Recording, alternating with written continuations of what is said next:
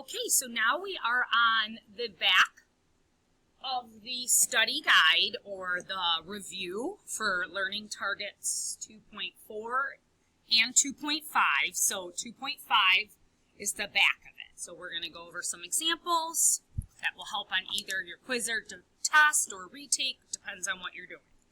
So the first one, remember, we're writing expression with a multiple of I. So as you recall in your notes for 2.5, if you have a negative underneath a radical symbol, you have to pull out that negative, and we use the letter I to represent that complex or imaginary number or part. So this one would be, we pull out the I first of all, and then it'd be the square root of 81. So that's how we kind of started off. Then you can factor, see if you are able to factor out that 81. So I'm sure if you use your calculator, you can find the square root right away if you didn't know it already. So it's a 9 and a 9, so we can also pull out a pair of 9s. So our final answer would be 9i. That one actually is simplified. There's no numbers left under the radical. So we just have to be careful that first we pull out the negative and use the I as that symbol, and then we factor from there. So look at this next one. So again, I have a negative. I'm going to pull that out right away. So I get 2i, or 2 times I, and then the square root of 80. From here, I am going to see if I can factor 80. I'm going to do 8 and 10, and then 4 and 2, 5 and 2, 2, 5, 2. Those are prime. And then 4, I have another 2 and a 2. So again, when we pull things out, you might want to get rid of this and this and this, just so you don't reuse it. When we pull out anything in a pair, it goes and it gets times by all the stuff on the outside. If we keep things underneath, they also get multiplied by each other. So I'm going to pull out my first pair. I have a pair of 2s, so I'm going to put that over here. And then I have another pair of 2s, so I'm going to put a times and another symbol. What I'm left with is then the square root of 5 on the inside, and I'm going to take 2 times 2 times 2. I can actually do that, 8, and then the I stays with it. So that would be our final answer. And just going forward, knowing how we write in standard form. So standard form looks like this. It's A, which is the real part, plus the B times whatever I is. This is the imaginary part. So this is technically the best way to write it in standard form. So when you do write this, we want to make sure that if there's any add or subtraction or anything like that, we are going to make sure to write it so that we have that imaginary part at the end if we're pulling things out. But again, you could remember that it is all imaginary since we're timesing all of it, so it can stay like that. You might see it like this.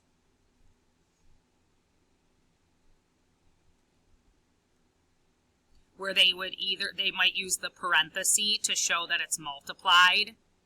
This means the same thing, 8i times the square root of 5, or the square root of 5 times 8i, okay?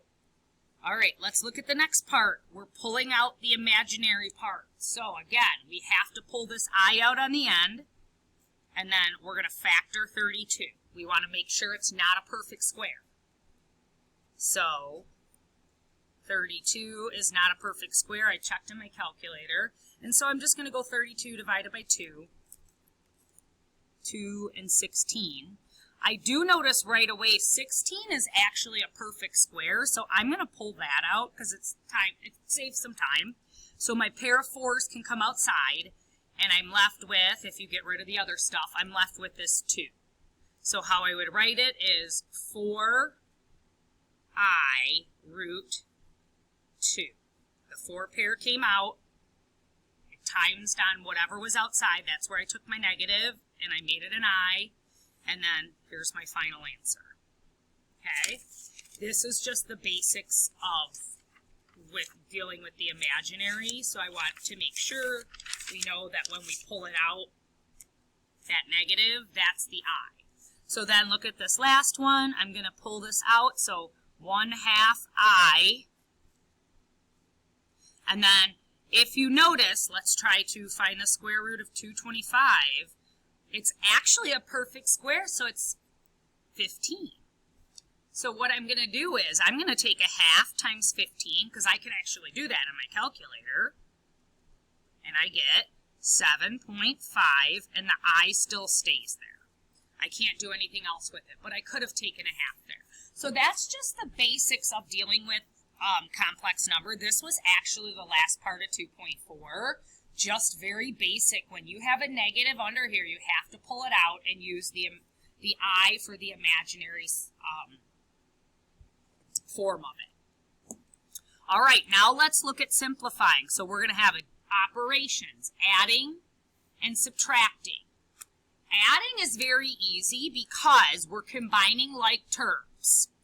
And we also have to remember, anytime we have an I squared, this was something that we learned, it equals -1. So right away, that's the first thing we're going to want to replace before we start to factor, combine like terms, or do anything. But when there's addition, we can make the parentheses go away. But right here, I'm going to let myself know, I'm going to circle that I squared, and I'm going to put times, that's going to be a 3 times a -1 when I rewrite my terms. Because with addition, we can just pretend that the parentheses are not there. So 2 plus 5i plus, and then be careful here, that's a 3i squared, so it really means 3 times -1, because I squared is -1. So it's actually plus -3. I could have put minus -3. And then, again, we're just going to do minus 7i plus 1. So all we're doing now is combining like terms. Constants go with constants. I's go with i's. So we have to be careful when we do go ahead and put those in that we are making sure we combine them correctly. So I have a 2, a -3, and a 1. So 2 minus 3 plus 1, just make sure you put it in your calculator. This actually ends up, I don't have anything, I get a 0. So then I have 5 minus 7, so that gives me a -2i. That's my final answer. So combining like terms, adding, subtracting. Now the tricky part here is we have a couple things to do. Again, anytime we see an I squared, I want to change that so that it says -1. I just go ahead and change it right away before I do anything. And then, when it's a minus in the middle, so with subtraction, you have to distribute that negative. It's like timesing by -1 all of the terms. So the first part you can actually just rewrite the way you see it. But when you go to rewrite this, we want to write it as addition. So it's technically, we're going to do -1 times -1, which gives me a +1. I squared goes away. So there is no I left or anything like that. It automatically, it's replaced by a -1. So then again, I have a negative. That's like a -1 times a +5. So it'd be minus 5i. And then again, a negative, I distribute again. Negative times a negative is a +2. Because it's like whenever you have that minus in the middle, you have to distribute. So the first thing I would say is change that I squared, and then with subtraction, you distribute it. Now we can just combine like terms like before. So a 2 and a 1 and a 2, so they're all positive, so that gives me 5. And then I have a +1i and a -5i. So that leaves me with minus 4i.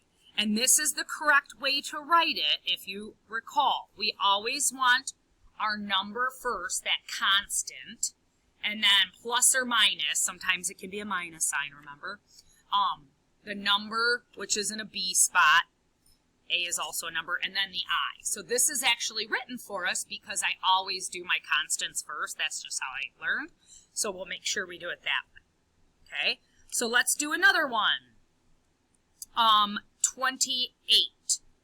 So again, this is a minus problem, but I want to go through anytime I see an I squared, I'm going to change it to say -1. So that's like a -1. So then I will distribute, because a minus means you're timesing by -1. So we're going to distribute to everything after it. This first part I can rewrite because I'm not using it. And then -1 times 5i gives me a -5i. -1 times -1 is a positive, and be very careful, it's times, so it's a +1. Okay? So now I'm combining my like terms. I have a 7 and a 1, so that gives me 8. And then I have a 8i and a -5i, which gives me +3i. That's how I would write my final answer. Okay? And the last part I'm going to do, this is where we multiply, finding the product of complex numbers. Again, we're going to follow our steps. We need to make sure anytime we see that I squared, we change it out right away, and then we're going to double distribute. So, sometimes we don't see the I squared right away, and once we double distribute, we get an I squared. So we're just going to be careful of that. So let's look at this first one. That's a -2 times a 4, which gives me -8. And then I have a -2 times a +i, so that gives me a -2i. Again, double distribute. I'm going to go to the bottom, a -i, or you can think of it as a -1i. That will help you if you want to put the number in front of it. So -1 times 4 is -4i. The I stays with it. And then -i times +i. So you have to think about it this way. So it can get tricky. It just simply means so that we're pretending there's a 1 in front of there. So a -1 times a +1, and then that I stays with it. So it's a -i squared, because I and I is I squared. Pretending this one's a -1 and that's a +1. Well, 1 times 1, if we really want to put the number in, if that helps us visualize it, that's fine. That would be a -1i squared. Now be careful, the next part is we want to switch this out. Wherever we see an I squared, we're going to change it to a -1. So we'll end up multiplying these two together.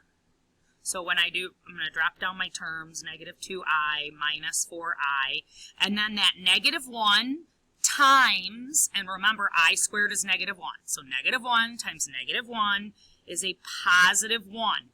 The I goes away because you are replacing I squared with a -1, so there's no more I there, it's just whatever number you come up with.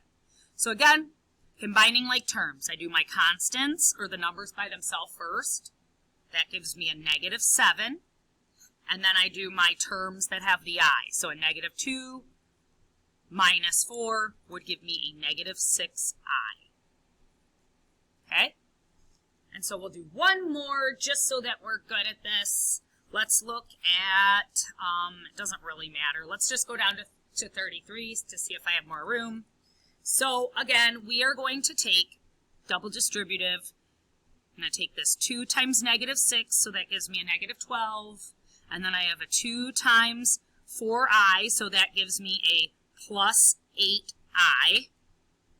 And then the bottom part, a -4i times a -6. So that gives me a +24i, because a negative times a negative. And then this is the part we have to be careful. A -4 times a +4 gives me a -16. 4 times 4 is 16, and then that becomes an I squared. Whenever you take an I and an I, you get an I squared.